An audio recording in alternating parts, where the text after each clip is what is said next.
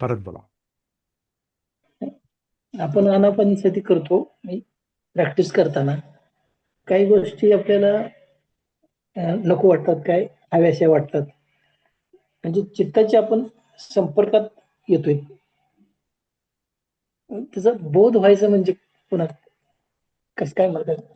बोध व्हायचं म्हणजे काय? काय कशाला बोध? अं, बोध व्हायचा म्हणजे त्याचं स्वरूप कळणं, त्यात कशामुळं काय होतंय ते कळणं, कार्यकारण भाव कळणं. आपण फक्त परिणाम पाहतोय, परिणाम भोगतोय आपण. म्हणजे दुःख होतं, पण दुःख का होतं? दुःखाच्या पाठीमागं काय काय दडलेलं आहे? समजा आपण म्हणतो इच्छा आहे, तृष्णा आहे, पण तृष्णा म्हणजे काय? तर आपण म्हणतो पाहिजे नको, पाहिजे नको कुठं आहे ते? आपण म्हणतो चित्तात आहे, पण चित्त कुठं आहे? किंवा चित्त म्हणजे काय? आणि त्याच्यात काय घडतंय? आणि ते का आहे? हे जे सगळं आहे ना, याला धम्म म्हटलं. म्हणजे धम्म पाहतोय आपण, वास्तव सत्य. हे सत्य शोधतोय, त्याच्या अंतरंगात शिरायचा आपण हळूहळू प्रयत्न करतो. तिथे गडबड नाही करता येत. एक तर सगळं एवढा सगळा त्रास असूनही तो शांतपणे पाहायचा असतोय. इतर वेळेला आपण काय करतो, त्रासाने डिस्टर्ब होतो, विचलित होतो. इथं त्रास आहे हे स्वीकारून सहनशीलतेनं संयम ठेवून त्याचा शोध घ्यायचा आहे. म्हणजे त्याच्या मुळापर्यंत पोहोचता येतं. आता नेमकं काय होतं, सगळ्या गोष्टी आपण शब्दात सांगू शकत नाही. करून पहा, हेही पस्तिको. बुद्धांचं म्हणणं काय, या आणि पहा, स्वतःच पहा आणि स्वतःच पडताळा घ्या. सगळं सांगू शकत नाही, इम्पॉसिबल आहे, अशक्य आहे.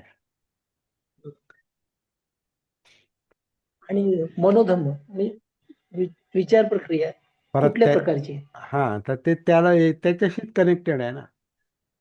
आपण आता हे जे बोलतोय, मनोप्रक्रियाच बोलतोय, मनोधम्मच बोलतोय.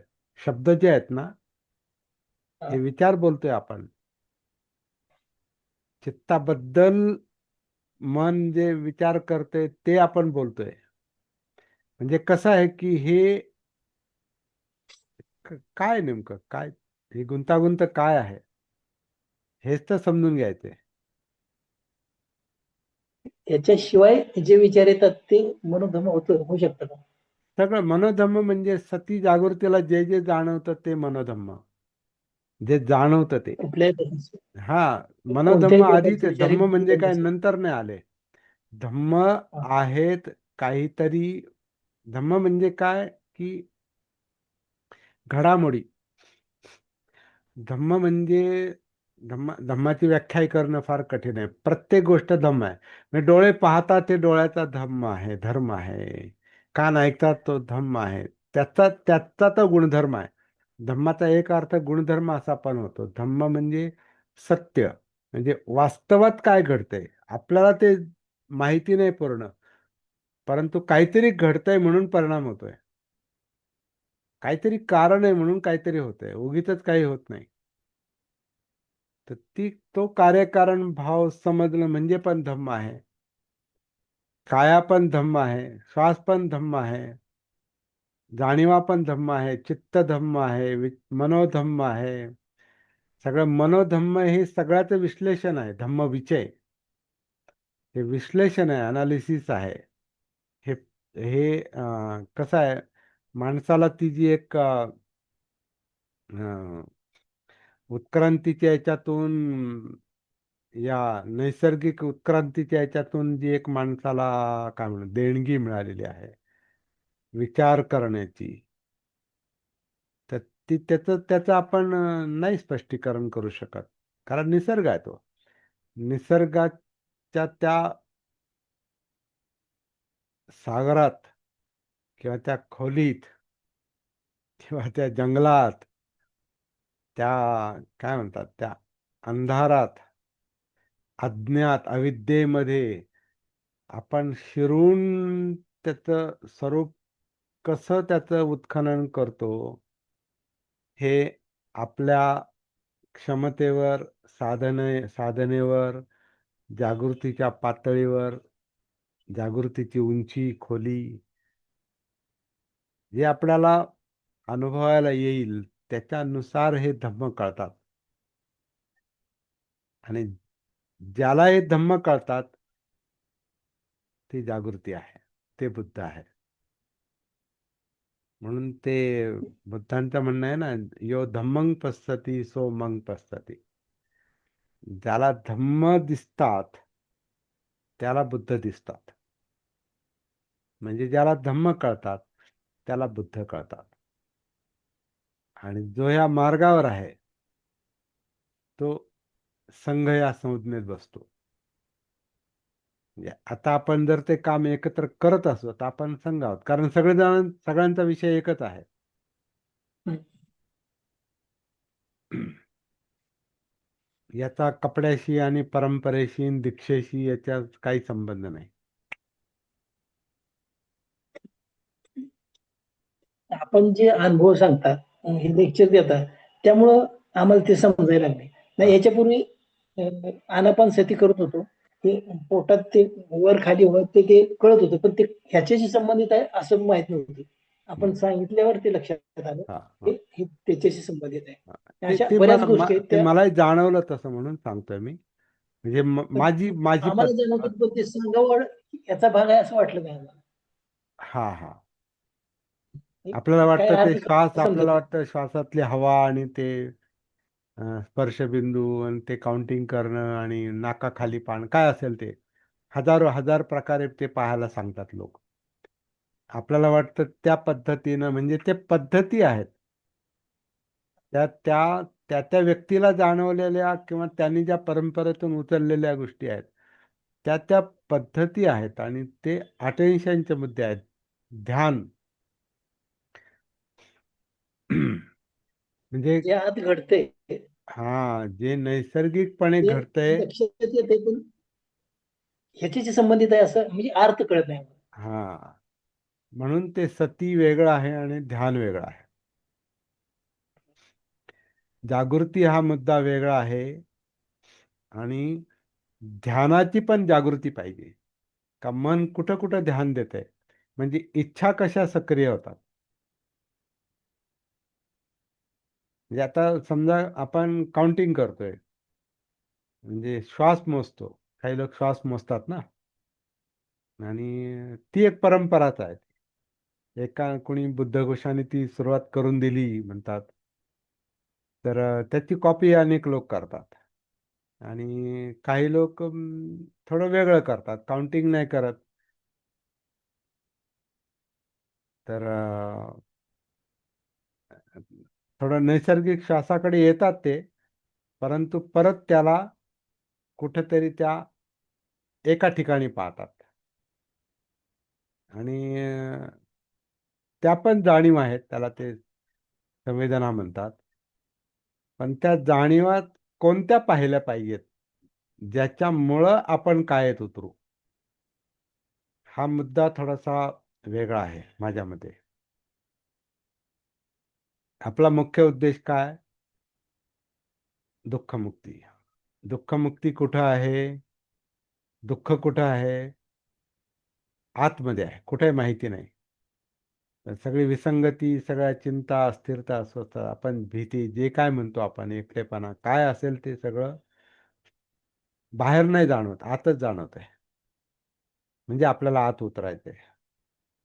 म्हणजे जिथं प्रॉब्लेम आहे तिथं जायचंय. आणि ते परत घाबरत घाबरत नाही जायचं. सुरुवातीला भीती वाटते, कारण दुःखाला समोर जाणं म्हणजे अजून ते भीती वाटते. अरे बापरे, असं आहे का ते? आणि परत वाटतं ते ते आपलं नाही. म्हणजे आपला जो मी आहे तो ते नाकारतोय, सत्य नाकारतोय. पण इथं ते धाडसानं सामोरं जावं लागतं. आणि तेही अंधारात. कारण काही स्पष्ट जाणवत नाही. पण जसजसं आपण त्या अंधाराच्या संपर्कात येतो, म्हणजे अज्ञानाच्या, अविद्येच्या, तसतस त्या अविद्येची विद्या येत जाते. कारण त्या अविद्येत, अज्ञानात ज्या काही घडामोडी चाललेल्या आहेत, हालचाली चाललेल्या आहेत, ज्याला आपण विचार म्हणतो, चित्त म्हणतो, त्याचं स्पष्ट काही जाणवत नाही ना. पण काहीतरी घडतंय. त्या ज्या हालचाली आहेत, त्या ज्या जाणीवा आहेत, वेदना, त्या जाणीवा, तो खरा विषय आहे. कारण काय जाणवते? चित्त काहीतरी ओढाताण जाणवते, चिंता जाणवते, भीती जाणवते, आनंद जाणवतो, दुःखही जाणवतं, दुःखमुक्ती पण जाणवते, टेन्शन जाणवतं, टेन्शनमधून मुक्ती पण जाणवते. म्हणजे जाणवणं, जाणीवा म्हणजे जिवंतपणा. तो त्या जिवंतपणाच्या जाणीवाच खरं म्हणजे अभ्यासाचा विषय आहे. आणि ते असं व्यक्त नाही, ते अव्यक्त आहे. म्हणून त्याला आपण अंधारात म्हणतो, अविद्येत म्हणतो. पण ते अविद्येत, अंधारात तोपर्यंत आहे जोपर्यंत बोधीचा प्रकाश किंवा सतीचा, जागृतीचा प्रकाश पडत नाही. आणि असं आपण म्हणू शकतो, जसं आता बाहेर प्रकाश आहे आणि एक एक एक एक दिसतंय सगळं, तसंच तो बोधीचा प्रकाश आहे. जागृती म्हणजे प्रकाशच आहे तो. आता आपण किती त्याच्यात सातत्य ठेवतो. दिवाचरती म्हटलंय ना, शब्द चांगला आहे तो. एसंग दिवाचरतोच निच्चंग. दिवा दिवस, रत्तो म्हणजे रात्र, आणि निच्चंग म्हणजे नित्य, म्हणजे नॉनस्टॉप.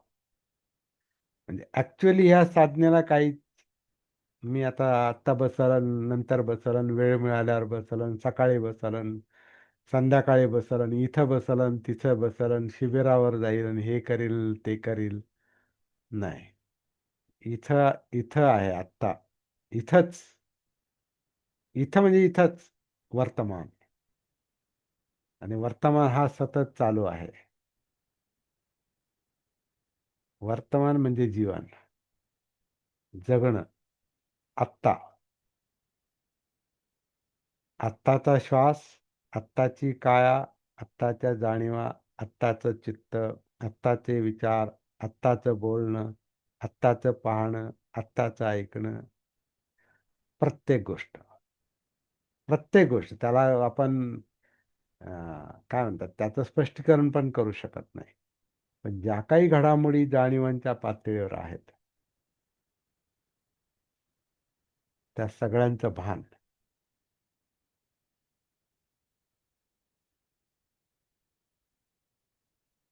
त्याला आपण शब्दात नाही मांडू शकत. कारण ती गती आहे, ती सुपरफास्ट गती आहे.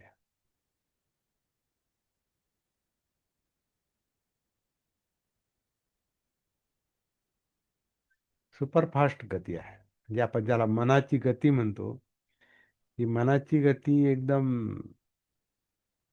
आता असं म्हणतात प्रकाश वेगापेक्षा जास्त आहे. पण प्रकाशाचा वेग कसा मोजतात मलाही माहिती नाही. पण त्याच्यापेक्षा सुपरफास्ट गती, कारण हा करंट आहे.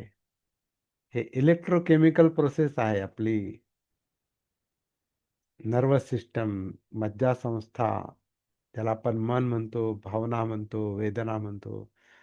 ते सगळा जो काही कायेतला जिवंतपणा जो आहे, काया ही स्थूल आहे, पण कायेतला जिवंतपणा जो आहे, तो सुपरफास्ट गतिशील आहे तो.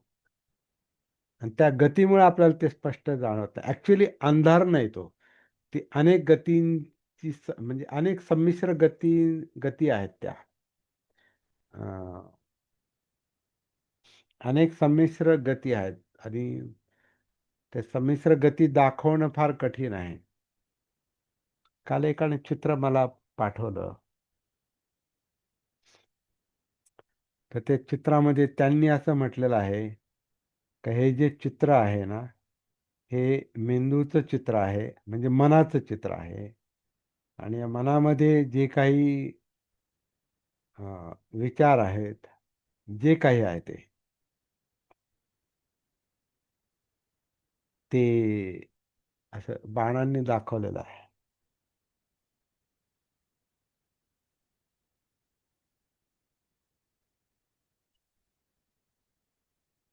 हे मेंदूचं ते त्यांनी असं म्हटलंय, सुनील साळवे त्यांनी असं म्हटलं की हे मेंदूचं चित्र वाटतंय मला, आणि त्याच्यात चालणारे विचार म्हणजे ते बाण जे दाखवलेत, ते बाण जे दाखवलेले आहेत, तर ते कल्पना करतात का त्याच्यामध्ये ते असं जे काही चाललेलं आहे ते बाहेर पडायला पाहतात. त्यांना म्हटलं बाहेर कुठं पडणार आहे ते, कुठून बाहेर पडणार आहे, बाहेर वगैरे काय नाही. ते आतल्या आतच ते करंट्स आहेत, ते बाण म्हणजे वेगवेगळे करंट्स आहेत. ते असं ते याचं अणुरेणूचं जे जाळं दाखवतात ते चित्र जर तुम्ही पाहिलं असेल बघा, असे म्हणजे असे स्पॉट दाखवतात, असे टिंब टिंब दाखवतात आणि त्याला जोडलेले आहेत ते सगळं, असं ते दाखवतात बघा. हा, काय म्हणतात त्याला, हम्म, अणुरेणूंचं नेटवर्क जे आहे ना, त्याचं स्पष्टीकरण आपण नाही करू शकत, ते त्याच्यात शिरूनच ते जाणवणार आपल्याला. बुद्धांना जे सम्यक संबुद्ध म्हणजे संपूर्ण जागृत जे म्हटलंय, तर ते शिरले त्याच्यामध्ये, उतरले. हे थोडंसं गोड वाटतं, म्हणजे असं काहीतरी अकल्पित वाटतं, कल्पना वाटतात. तर कल्पना तोपर्यंत वाटतात जोपर्यंत आपण प्रॅक्टिस करत नाही. कल्पना कल्पना का चालतात? कल्पना ही गोष्टच अशी आहे का जी गोष्ट आपल्याला कळत नाही त्याच्यावर मेंदू विचार करतो आणि कल्पना करतो. विचार नाही करता आला तर कल्पना निर्माण करतो आणि त्याच्यावर विचार करतो.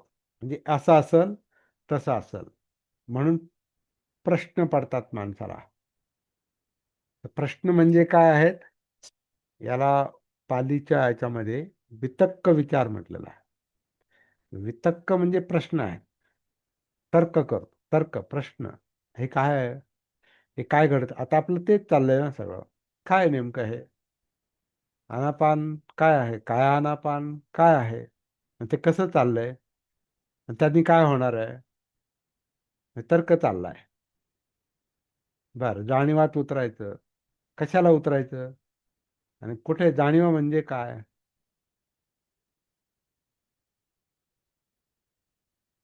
चित्तशुद्धी. कुठे आहे चित्त? काय आहे त्याच्यात? म्हणजे सगळे प्रश्नच चाललेत ना. लोभ आहेत. कुठे आहे लोभ? द्वेष. कुठे आहे तो द्वेष? कशामुळे येतो? काय करतोय तो? त्याचे काय परिणाम होतात? बरं, हे सांगतं हे कोण? विचार. विचार म्हणजे काय? मन. मन कुठे आहे? आता हे ते एक चित्र दाखवलंय, कारण ते कळत नाही म्हणून चित्राच्या माध्यमातून दाखवलंय. पण चित्रात मन नाही, त्याच्यानुसार ते चाललंच नाही मुळात. ते त्यांना वाटलंय तसं. परत तो त्रास आहे म्हणून ते बाहेर पडायला पाहतं. तर बाहेर वगैरे काय नाही, त्याचं स्वरूप कळालं का ते नॅचरली शांत होतंय. सती त्याला शांत करते, कारण तो प्रॉब्लेम आहे, ते यातना आहे, ते दुःख आहे, तो संघर्ष आहे, ती उलाढाल आहे. काय त्याला, दुःख म्हणजे सगळं गुंतागुंत आहे, सागर आहे, जंगल आहे. त्याला मग हे वेगळ्या उपमा म्हणजे तर्क आहेत. उपमा म्हणजे काय आहेत की, हा, त्याच्यासारखं हे आहे. म्हणजे जंगलासारखं, कारण जंगल डोळ्याला दिसतं. हा, मग मन जंगलासारखं आहे. पण जंगल म्हणजे काय? परत ते शोधायचा मुद्दा आहे. हा, मन हे सागरासारखं आहे. सागर म्हणजे काय? तो दिसतोय, पण त्याचं स्वरूप नाही दिसत ना, कळत नाही ना त्याची खोली. म्हणजे आकाश जसं पटकन मोजू शकत नाही, तसं समुद्राची खोली पण कळत नाही. त्याच्यात जाणारे आणि ते शोध घेणारे ज्याच्या आधारे घेतात ते वेगळंच काम चाललंय. ते आपण सगळे करू शकत नाही. आणि ते जरी करत असले तरी त्यांना ते सगळं दिसत नाही. असं असं हे काय म्हणतात, तर्काचं काम आहे, विचारांचं काम आहे. पण त्याचं स्वरूप जे आहे ते आत उतरूनच थोडं थोडं थोडं थोडं कळत जाणार आहे. आणि सगळ्यात शेवटी म्हणजे ते कळतं की कळत नाही याच्यापेक्षा आपण यातनांमधून, दुःखातून, तणावातून, टेन्शनमधून, दुःखामधून, भयामधून, अस्थिरता, अस्वस्थता काय असेल नसेल त्याच्यातून आपण बाहेर पडतो की नाही, मुक्त होतो की नाही, हा मुख्य मुद्दा आहे. बाकी सगळा सागराचा शोध घेणं आणि जंगलाचा शोध घेणं हे म्हणजे सध्या तरी अशक्य आहे. ते कल्पनेनं पण अशक्य आहे. आतलं जंगल, आतला सागर. पण एक सरळ सरळ जो आपला उद्देश आहे तो दुःखमुक्तीचा आहे, निब्बाणाचा आहे. त्याचा आपल्याला बोध झाला पाहिजे. प्रॅक्टिस प्रॅक्टिस प्रॅक्टिस, साधना साधना साधना, दुसरं काही त्याला काहीच हे नाही. दुसरा उपायच नाही, दुसरा मार्ग नाही.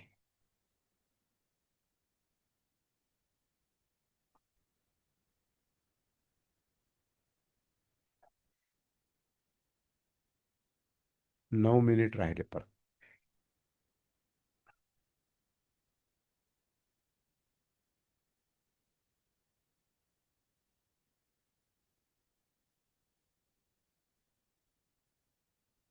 चलो.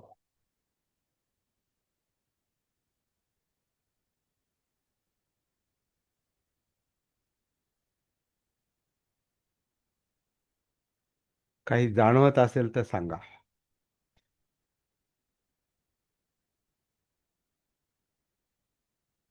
सांगणं कठीण आहे, हे बरोबर आहे. म्हणजे असं नाही सांगितलंच पाहिजे असं नाही, कारण ते सांगणं कठीण आहे. परंतु काय जाणवतं, काही संकेत मिळतात का? कारण हे काही गोष्टी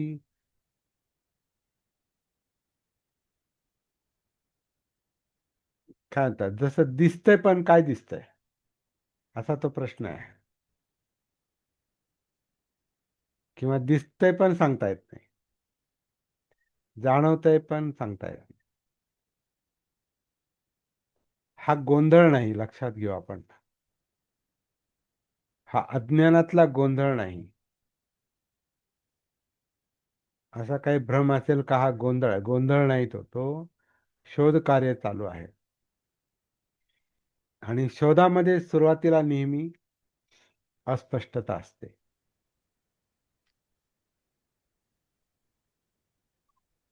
त्या अस्पष्टतेतून पण आपण स्पष्टता शोधत असतो.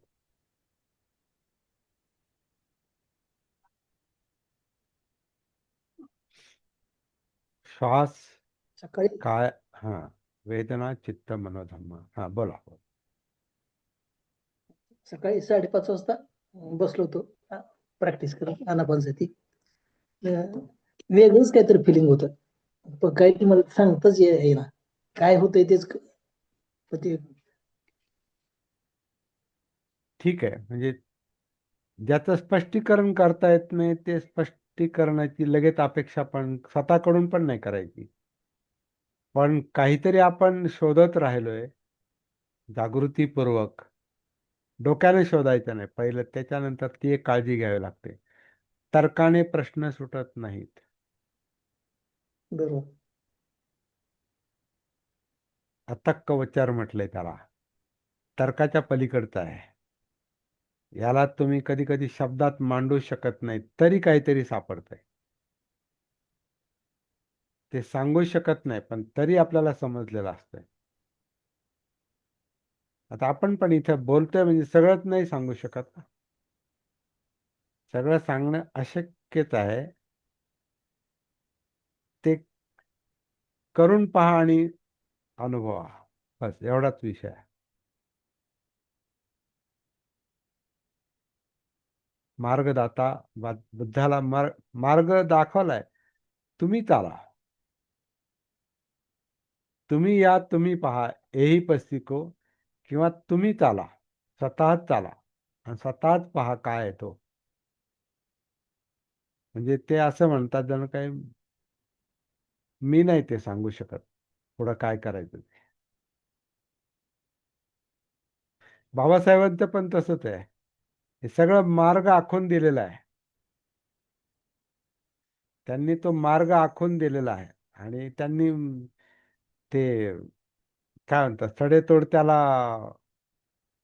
सडेतोड सुनावलेलं पण आहे. मी सांगितलेल्या मार्गावर तुम्ही चालाल तर तुम्ही काय म्हणणार, काय म्हटलेलं आहे, त्या खड्ड्यात पडणार नाही. असं काही कायचे काहीतरी शब्द आहेत.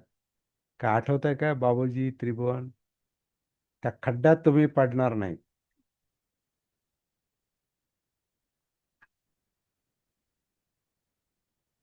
शत्रूनं, विरोधकांनी, ज्यांनाही नको आहे सगळं, ज्यांना सामान्य माणसं जागे होतील आणि मग ते शोध घेतील आणि मग क्रांती करतील, ती क्रांती नको असते.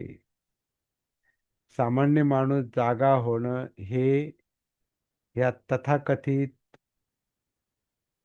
विद्वान, बुद्धिमान लोकांना नको असतंय. कारण त्यांना त्यांचं राज्य पाहिजे. आणि बाबासाहेब म्हणतात ते धम्मराज्य बनलं पाहिजे. धम्मराज्य म्हणजे काय? प्रत्येकाला जीवन समजलं पाहिजे आणि नीट जगता आलं पाहिजे. आता ते हक्काची भाषा करतात, आरक्षणाची भाषा करतात. तो मुख्य मुद्दा नाही. आरक्षण मुख्य मुद्दा नाही. हक्क पण मुख्य मुद्दा नाही. आधी माणसासारखं नीट थोडंसं जगता आलं पाहिजे. खा प्या, आवश्यक ते खा प्या राहा, म्हणजे ज्या गरजा आहेत त्या पूर्ण करा, पण जीवनाचा शोध घ्या. खाण्यासाठी नका जगू, जगण्यासाठी खा, पण खाण्यासाठी नका जगू. राहण्यासाठी जगायचं म्हणून राहा कुठेतरी निवारा, पण निवारासाठी नका जगू. माणसं निवाऱ्यासाठी जगतात, म्हणजे एक मजली, दोन मजली, तीन मजली, 10-10 घरं, वेगळ्या ठिकाणी जमिनी, प्रॉपर्टीच्या भाषेत ते त्याचा विचार करतात.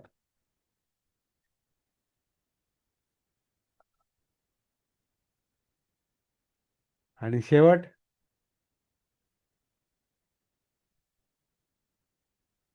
काय? शेवट काय? सगळं कमावलेलं काय काय करतो आपण शेवटी?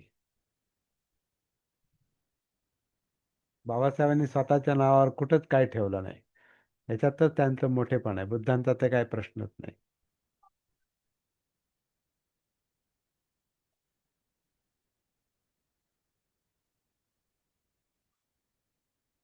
बायकोला पण पेन्शन शिवाय काही नाही ठेवलं त्यांनी. त्याच्यावर ती जगली गेली. पहिल्या बायकोला तर काही प्रश्नच नाही.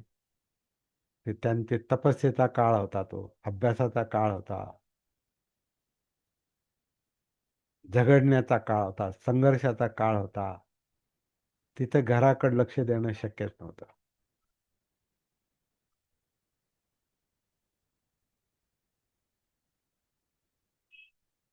ते खाण्यासाठी नाही जगले, ते राहण्यासाठी नाही जगले, ते संपत्तीसाठी नाही जगले, ते वस्त्रासाठी नाही जगले, कपड्यासाठी नाही जगले. त्यांना चांगले कपडे आवडायचे, पण कपड्यासाठी नाही जगले ते, प्रॉपर्टीसाठी नाही जगले. संस्था निर्माण केल्या पण स्वतःसाठी काहीच नाही ठेवलं. सगळं समाजाचं आहे म्हणे. राजगृह बांधलं तर ते पुस्तकासाठी बांधलं आधी, ग्रंथांसाठी, अभ्यास करता यावा. कारण विषयच एवढे होते डोक्यामध्ये, ते कुठे ठेवायची ते संदर्भाची पुस्तकं, ते पण जगभरातलं साहित्य कुठं ठेवायचं. मग ते पुस्तकांसाठी घर बांधलंय, राहण्यासाठी नाही बांधलं. राहण्याची त्यांची अभ्यासिका तुम्ही पाहिली असेल, ही छोटी आहे ती, पुढच्या बाजूला त्या राजगृहाच्या समोर, बाहेरूनच दिसते ती वरती, त्यांची अभ्यासिका. पण ग्रंथ संग्रह किती मोठा, ती आवश्यक ग्रंथ परत, उगीच काहीतरी नाही. नुसत्या कथा कादंबऱ्या नव्हत्या त्याच्यामध्ये, अभ्यासाची पुस्तकं.